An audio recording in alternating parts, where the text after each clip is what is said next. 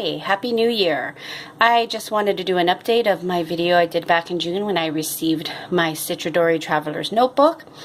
And just wanted to provide an update on where we're at now, 6 months later, and preparing to move into 2019.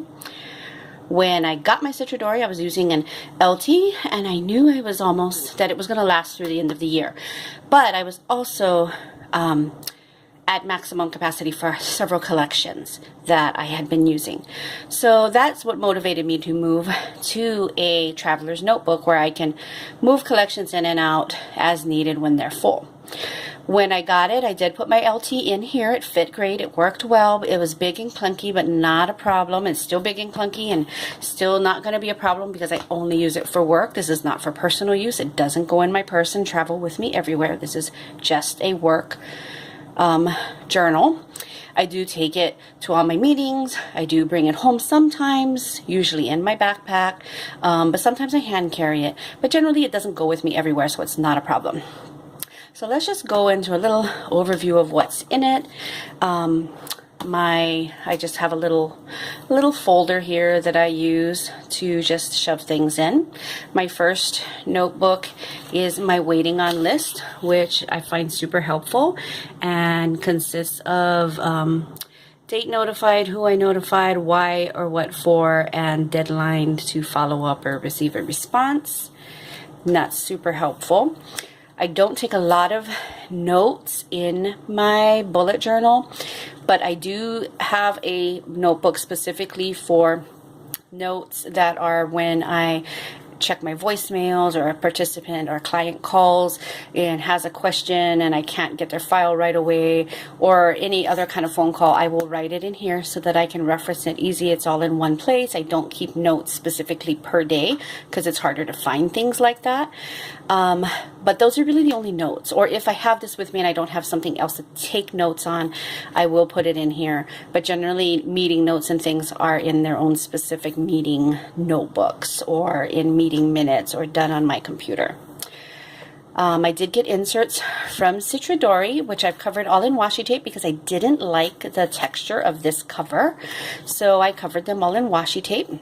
My first insert is a traditional regular monthly calendar, and this is to serve as my future log.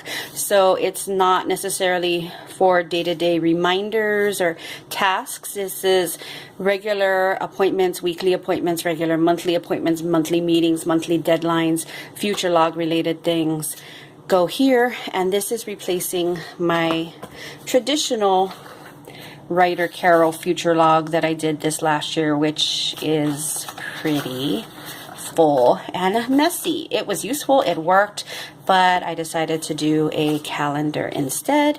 It'll last me the year, and then there's 2 pages of notes for each month, just for I don't know what, but if I have notes to take for something, I can put them there.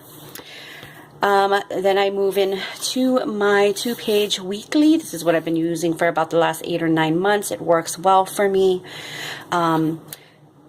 Appointments, and just, regular deadlines, priorities for the day, tasks go here, and then any client notes or things that I got to follow up specific to a client, I might put it there, or I just might run my task list even longer. It just really depends. Pink is for my start and end time, and then I just use some different colors for reminding me of things.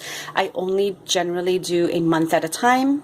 I don't go more than a month ahead because if I want to change it up, I can. That's the great thing about a bullet journal. David Allen, Getting Things Done, talks about using at lists. At lists, those are very hard. That's a hard thing to say, at lists. And basically are collections of what you want to talk to someone about. So if you have a thought about, I want to talk to so-and-so about such and such, you have a list specific for that so-and-so or that meeting. And so I've got lists for each meeting or each person that I supervise. When I want to talk to them about something, I will write it here. And when we have our meeting, I will reference this to discuss in our meeting. And then the last is brain dumps. Now, brain dumps consist of regular, random, as you think it, dump it, but also because sometimes you do have things that are a reoccurring theme, like different website updates. I update my agency's website, so I need to have a specific place to write notes when someone says update this, or when I think of something that needs to be done, or different forms that might need to be updated.